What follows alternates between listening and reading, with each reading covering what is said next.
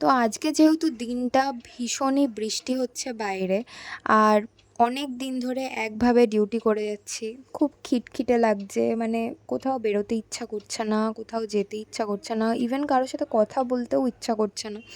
তো সেই জন্য ভাবলাম সকালবেলা উঠেই একা একাই বসে পড়েছি কিছু বানাবো ভেবে। তো ইউটিউবেই দেখছিলাম যে কী বানানো যায়, কী বানানো যায়।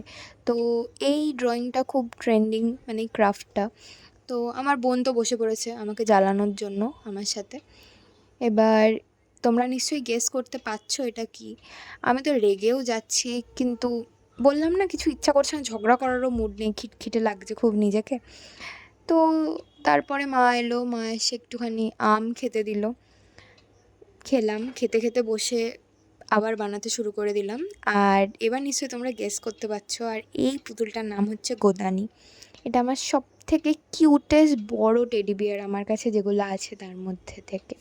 তো দেখবে মাঝে মাঝে এটা হয় যে কিছুই ভালো লাগে না করতে, কারোর সাথে গল্প করতেও ইচ্ছা করে না। আমি সেই রকম টাইমে কিছু বানাতে বসে যাই।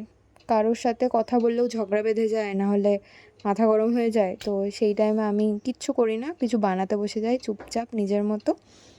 তোমরা তোমাদের এরকম টাইমে কী করো বলো তো? অনেকেই নিশ্চয়ই আছো ঘুরতে বেরিয়ে যাও, আর এই বৃষ্টির মধ্যে কোথায় বা যাবো।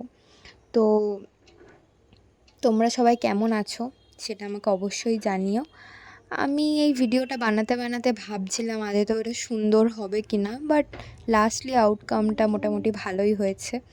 তোমাদের সাথেও শেয়ার করে নিচ্ছি। আর প্লিজ আমাকে কমেন্ট করে জানিও কেমন লাগলো তোমাদের, আর আমাকে সাপোর্ট করো to grow my page more and more. By.